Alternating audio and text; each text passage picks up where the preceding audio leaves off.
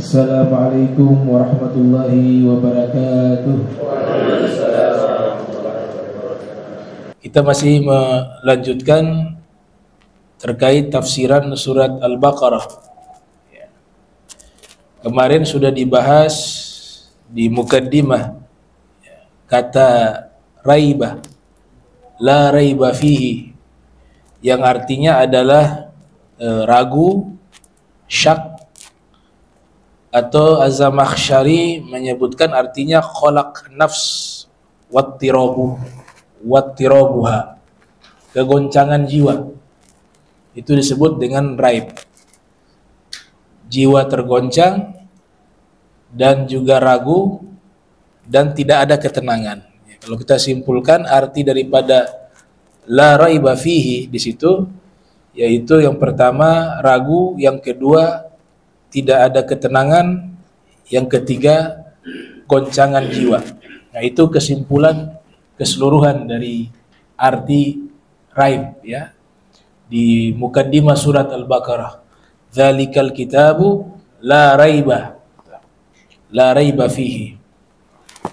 Kemudian al-musannif yang menulis kitab ini yaitu Profesor Dr. Syekh Ali As-Sobuni melanjutkan penafsiran dengan kalimat lil muttaqin. Ini beliau sedang menjelaskan disebut at-tahlili al-lafzi. Ya, satu metodologi menguraikan per lafaz. Itu metodologi penafsiran Al-Qur'an juga. Jadi dijelaskan per lafaz dulu satu persatu. Nah, kemarin sudah dijelaskan kata raib, sekarang kata al-muttaqin, atau kita terjemahkan orang-orang yang bertakwa. Aslu at-taqwa makhuzun min ittiqai makruhi. Asal kata dari taqwa itu diambil dari kata melindungi diri dari hal yang tidak menyenangkan. Itu namanya takwa. Jadi arti aslinya takwa itu. Ittiqa'u makruh. Ya, menjaga diri kita dari hal yang tidak baik, makruh, hal yang tidak enak, bima taj'aluhu hajizan, yang dia menjadi semacam pelindung atau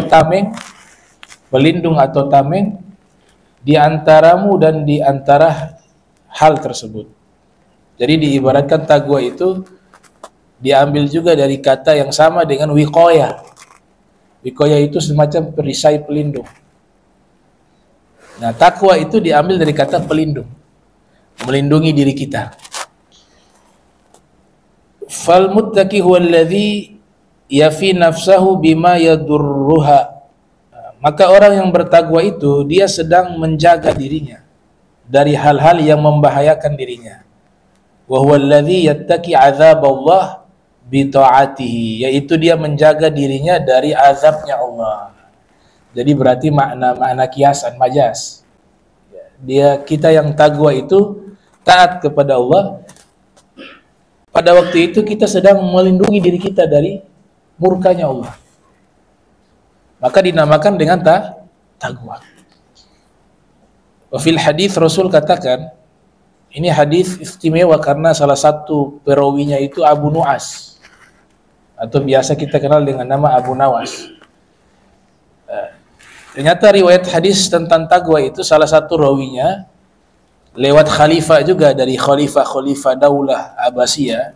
Salah satu rawinya itu tertulis namanya Abu Nawas. Di mana hadis tersebut Nabi katakan, ittaqullaha walau bisyikki tamr. Takutlah kepada Allah Subhanahu wa taala walaupun sedekah sepotong korma. Nah, rawinya di sini itu ditulis salah satu rawinya adalah Abu Nawas. Yang Nabi katakan takutlah kepada Allah walaupun sedekah sepotong korma, fa in lam yajid fa bi kalimah thayyibah. Kalau tidak mampu sedekah sepotong korma, maka sedekah dengan apa? Kalimat yang baik. Kalimat thayyibah. Lafaz tersebut menyebut apa? Taqwa. Ya. Ittaqullaha walau bisyikki tamr. Artinya lindungilah diri kalian dengan cara bersedekah walaupun sepotong kurma. Jadi arti aslinya takwa itu melindungi diri. Di dalam Al-Quran juga disebutkan, ku anfusakum wa ahlikum naro. Jagalah diri kalian dan keluarga kalian dari api neraka. Itu juga satu akar kata yang sejalan dengan kata taqwa. Jadi maknanya adalah wigoyah, ya, penjagaan, perlindungan. Nah, itu dia sebagai hajizun bainaka wa bainahu. Kemudian disebutkan di sini, orang yang bertakwa itu dia menjaga dirinya dari azabnya Allah bi ta'atih. Cara menjaga diri kita dari azabnya Allah adalah satu jalan saja. Taat kepadanya. Siapa yang taat kepadanya, dia sudah melindungi dirinya dari azabnya. Nya di sini kembali kepada Allah. Nah, sehingga dikatakan di sini bahwa wajima'u taqwa, kesimpulan dari taqwa itu dia mengacu kepada dua hal saja. Artinya bentuk ketaatan itu ada dua. Taat yang pertama melaksanakan perintah. Semua perintah Allah kita laksanakan, itu disebut ketaatan yang pertama. Ada bentuk ketaatan yang kedua, menjauhi seluruh larangan-larangannya. Dua ini jika dihimpun maka disebut dengan taqwa. Makanya al-musannif di sini mengatakan ayyatamathal al-'abd, ya, imtathala yamtathil, ya, an yamtathila al-'abdu al-awamir wajtaniba an-nawahi. Maka kesimpulan daripada taqwa itu dia melaksanakan, hamba itu melaksanakan seluruh perintah-perintah Allah dan dia menjauhi seluruh larangan-larangannya. Itulah yang disebut at-taqwa. Al-Imam Ghazali dalam kitab Bidayatul Hidayah di situ mengatakan bahwa yang lebih sulit itu bukan taat melaksanakan perintah. Jadi taat melaksanakan perintah, kata Imam Ghazali, tidak terlalu sulit. Yang lebih sulit daripada taat melaksanakan perintah adalah meninggalkan hal-hal yang dilarang oleh Allah. Itu lebih sulit. Menjauhi maksiat itu lebih sulit. Inna tarkal ma'asi asyaddu min fi'li ta'at, kata beliau. Meninggalkan maksiat itu jauh lebih berat daripada melaksanakan ketaatan. Semua orang melaksanakan ketaatan yang wajib itu tidak terlalu sulit. Yang wajib-wajib misalnya sholat 5 waktu, itu wajib. Puasa itu pun setahun sekali di bulan suci Ramadan. Zakat itu pun kalau nisab sampai ukuran uangnya 83 gram atau 90 gram tagriba, kira-kira seperti itu. Diukur dengan emas 1 gram. 1 gram 1 juta, 90 juta. Atau 93 gram, 93 juta. 93 atau 83 gram, 83 juta. Ini masih dikira-kirakan karena ukuran gram di zaman itu belum ada. Di zaman Nabi belum ada ukuran gram. Nah, mereka para fuqaha berijtihad, kira-kira seperti itulah nisab zakat. Artinya uang yang tersimpan yang kita miliki sudah dikeluarkan kebutuhan pokok kita, kemudian sudah membayar hutang dan bukan piutang yang tidak jelas kapan dia kembali. Ini uang tidak dihitung zakat. Kebutuhan pokok juga sudah dikeluarkan semua. Yang tersisa harta kita 90 juta atau 83 juta. Itulah yang keluar zakat. Ini semua kan tidak terlalu sulit. Tapi yang sulit itu meninggalkan maksiat. Lihat yang haram nggak bisa. Ya kan? Hati suuzon sama orang nggak bisa. Sombong dosa. Ya. Ini maksiat semua ini. Maka ini lebih sulit. Sehingga Imam Ghazali mengatakan orang yang sudah masuk level mampu meninggalkan maksiat secara total disebut dengan as-siddiqun. Orang-orang yang sudah masuk ke level siddiqun, keimanan dan amalnya benar. Itu yang disebutkan dalam Al-Quran, ya ayyuhalladzina amanu taqullaha wa kunu ma'as-shadiqin. Wahai orang-orang beriman, bertakwalah kepada Allah dan berkumpullah kalian bersama orang-orang shadiqin, orang-orang yang benar imannya dan amalnya. Jadi meninggalkan maksiat lebih sulit. Ya, lebih sulit. Gak bisa omongin orang, gak bisa lihat yang haram, gak bisa hati ini lintasan-lintasan yang tidak baik. Ya, walaupun ulama mengatakan kalau hanya lintasan khawatir masih dimaafkan, karena itu fitrah manusia gak mampu menolak. Artinya ada lintasan jahat tapi dia lawan itu, gak dihitung dosa. Kecuali sudah ditunjukkan dengan perbuatan. Maka dikatakan oleh Sufyan Ats-Tsauri, prasangka itu ada dua. Prasangka buruk itu ada dua. Ada prasangka buruk yang satu dosa, yang satunya tidak. Prasangka buruk yang dihitung dosa, prasangka buruknya sudah lintas di hati, kemudian dia lafadzkan, dia terjemahkan, dia ucapkan prasangkanya itu dicatat dosa. Tapi kalau prasangka yang buruk yang kedua tidak dicatat dosa, lintasannya lintasan. Ada lintasan buruk kepada seseorang, segera dia hilangkan itu prasangka, tidak dianggap dosa. Makanya Imam Ghazali sodak magala Imam Ghazali. Betul apa yang Imam Ghazali katakan bahwa meninggalkan maksiat jauh lebih sulit dibanding melakukan ketaatan. Semuanya harus pakai hukum, soalnya kalau tarkul ma'asi pakai hukum semuanya.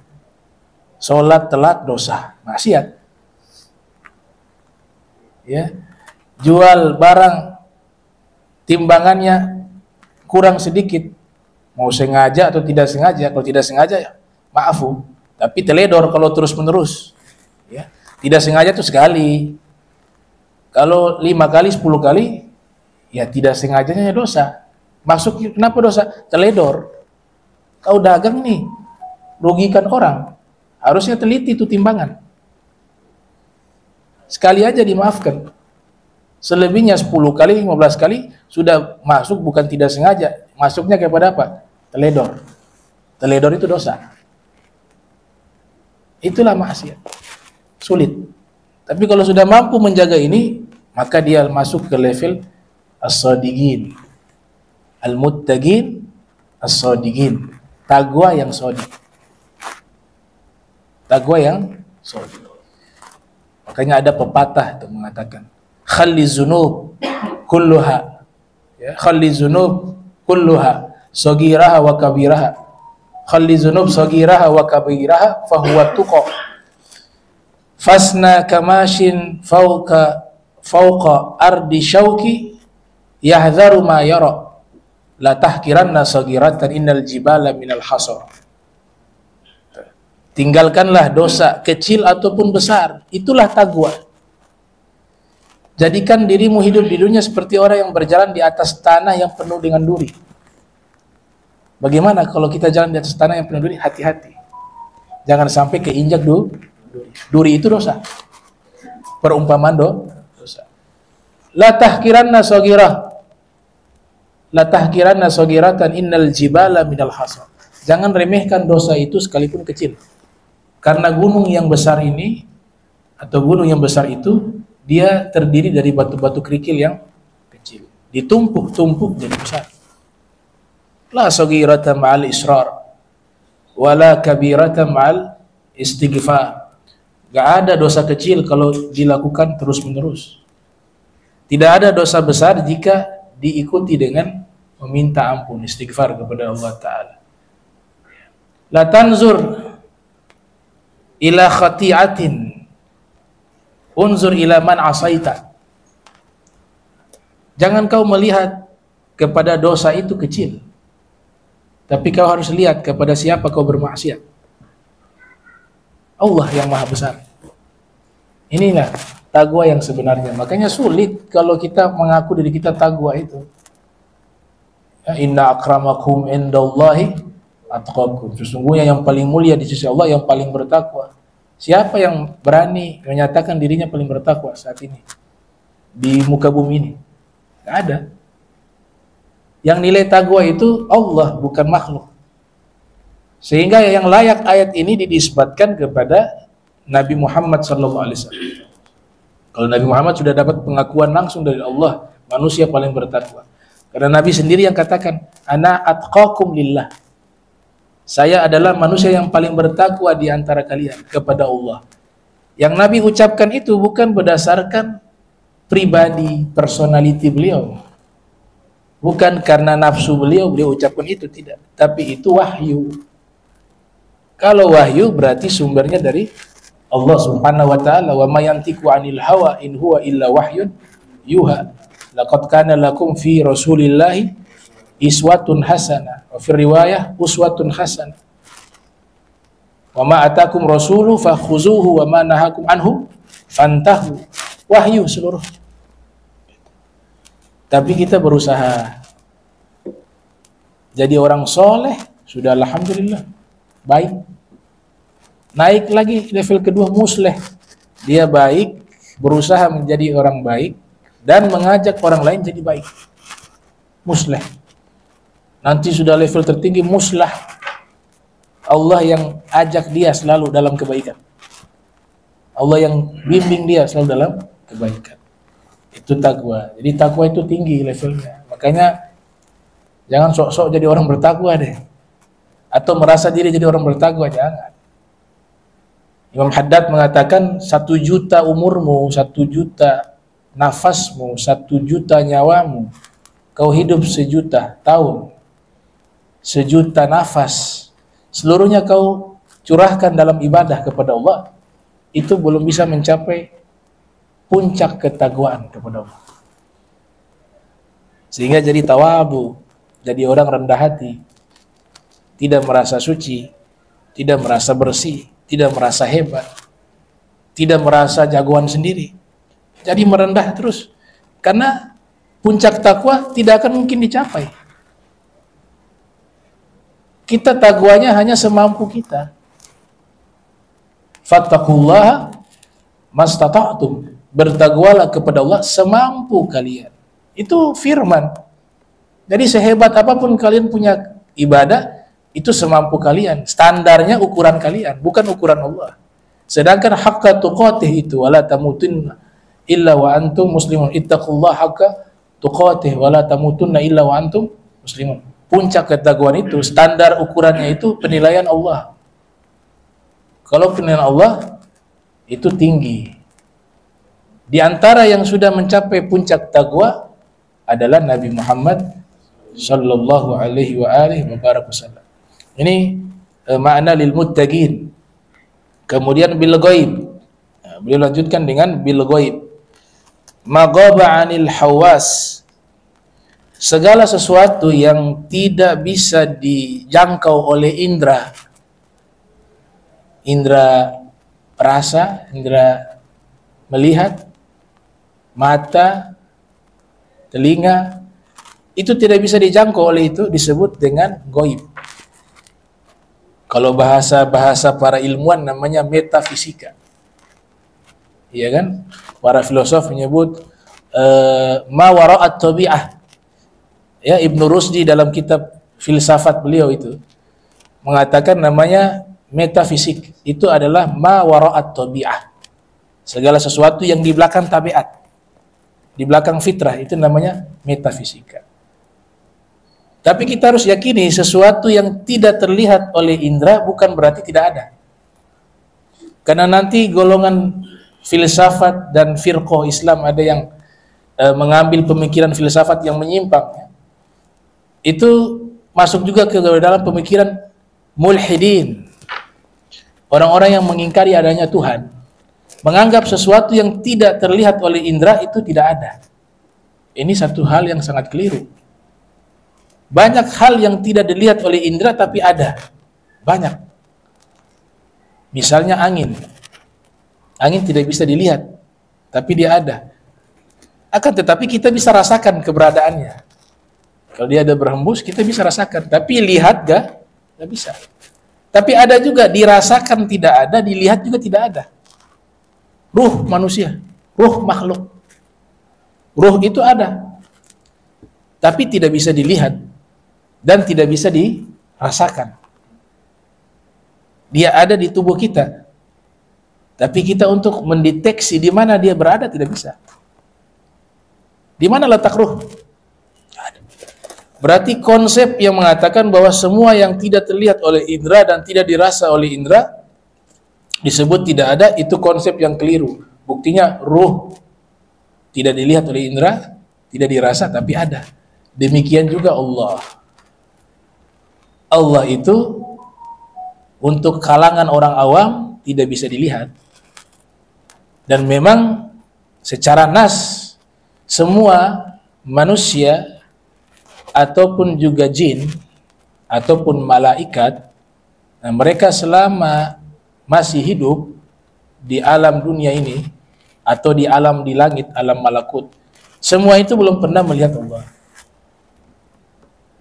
Informasi di dalam nas Al-Quran wal hadis Rasul ketika sudah di alam akhirat, baru kemudian Allah izinkan dirinya kepada makhluknya untuk bisa dilihat. Tapi Allah untuk kalangan-kalangan para asfiya, Allah Ta'ala memang tidak bisa dilihat oleh mata, tapi bisa dirasa. Maknanya dirasa apa? Keberadaannya itu ada. Perasaan ada akan wujudnya Allah disebut oleh mutakhallimun wajibul wujud. Disebut dengan wajibul wujud. Wujudnya Allah itu wajib. Kenapa wajib wujudnya Allah? Karena adanya kita. Kita ini makhluk. Tidak mungkin terjadi dengan sendiri, melainkan ada yang menciptakan. Hal ini pernah dianalogikan oleh Abu Hanifah ketika berdebat dialog dengan kaum ateis. Dibuat satu perjanjian dengan kaum ateis, perdebatan masalah adanya Tuhan, argumentasinya seperti apa. Orang ateis tidak terima ayat Al-Quran. Mau baca ayat sampai khatam nih, mereka ingkari. Orang ateis tidak membutuhkan penjelasan hadis Nabi, tapi mereka butuhkan apa? Logika. Disinilah hebatnya salah satu imam yang terkenal dengan nama Al-Imamul A'zam Abu Hanifah, yang lahir tahun 80 Hijriah, wafat 150 Hijriah. Salah satu imam yang pakar logika. Ya, makanya mazhab beliau berdiri di antara banyak sekali hukum-hukum yang bersandar kepada logika tanpa meninggalkan nas. Imam Malik bin Anas yang lahir tahun 93 Hijriah, wafat 179 Hijriah, bahkan mengatakan seandainya ada satu batang tiang terbuat dari kayu, Abu Hanifah mengatakan enggak, itu emas. Padahal realitanya itu kayu. Kalau kalian berdebat dengan Abu Hanifah terkait masalah batang itu emas apakah kayu, pasti ujung-ujungnya kalian akan mengakui enggak, itu emas. Abu Hanifah yang benar. Padahal realitanya itu kayu. Itu adalah deskripsi begitu mahirnya beliau di dalam logika dan debat, jidal. Tentu jidal ilmiah ya. Jidal menggunakan ilmu di zaman itu hal yang biasa. Akhirnya Abu Hanifah menyepakati, baik saya akan datang jam sekian, besok ya. Besok saya datang. Ditentukan jamnya. Orang-orang ateis ini tunggu waktu, tiba waktu besok, mereka menunggu kedatangan Abu Hanifah tidak muncul-muncul sesuai waktu yang telah ditentukan. Di mana nih seorang imam mengingkari janjinya jam sekian belum datang. Abu Hanifah fir riwayah datang sudah dekat malam.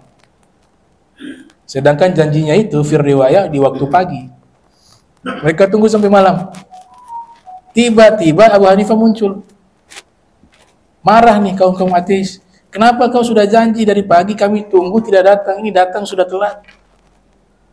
Kamu kan ulama. Katanya di dalam Islam itu gak boleh ingkar janji, harus tepati janji, tepat waktu. Ini sampai sudah dekat malam ini, maghrib baru datang.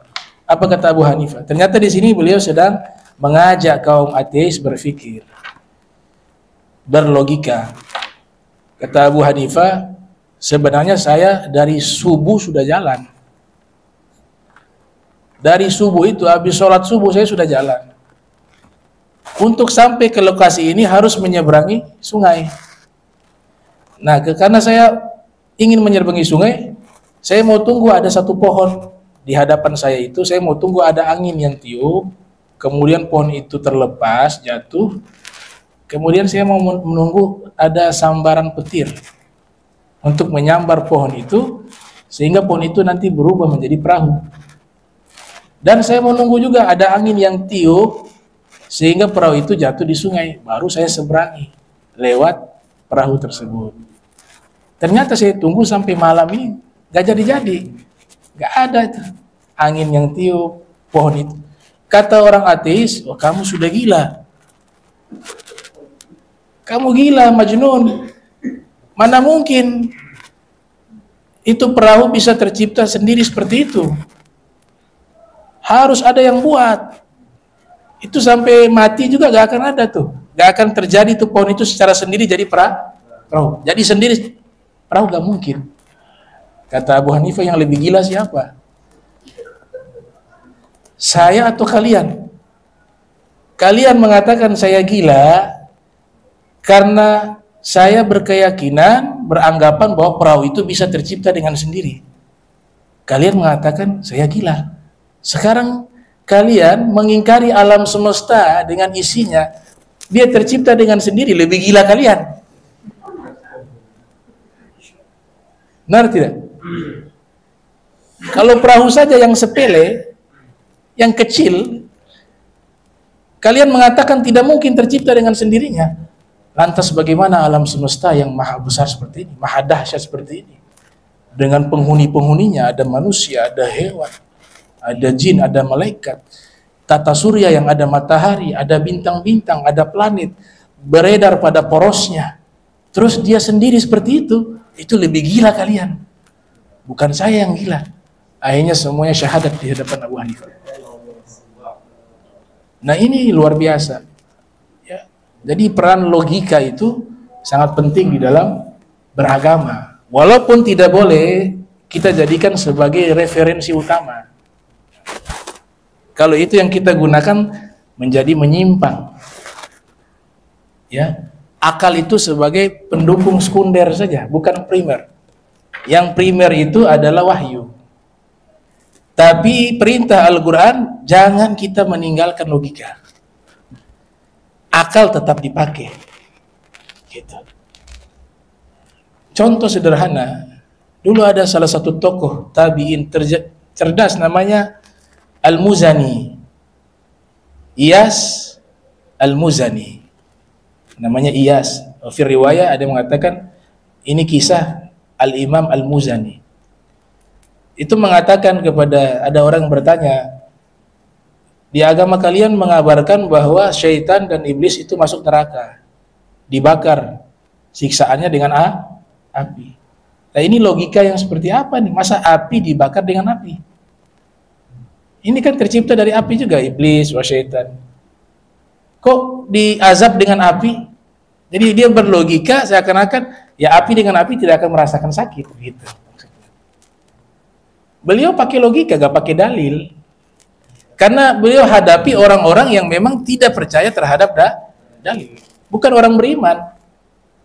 Itu waktu itu orang Yahudi yang bertanya. Beliau bilang, kalau gitu, mau saya jawab, mana dekat ke sini. Orang Yahudi dekat-dekat. Tiba-tiba ditampar sekeras-kerasnya. Ditampar. Aduh, sakit. Kata Imam Al-Muzani, sakit. Sakit, kenapa saya ditampar? Ya ini, tanah dengan tanah, kan berasa sakit juga. Kamu berasal dari tanah, saya juga dari tanah. Kita semua dari Adam, Adam dari tanah. Ternyata sakit juga kan? Sakit begitu juga iblis. Sama-sama dari api, neraka api, iblis api, tapi tetap merasakan sebagaimana kita berdua. Saya tampar kamu, kamu mesti merasakan sakit. Padahal kita asalnya sama dari tanah. Sumbernya kepada Nabi Adam. Kullukum min Adam wa Adam min turab. Kalian semua dari Adam dan Adam dari dari tanah.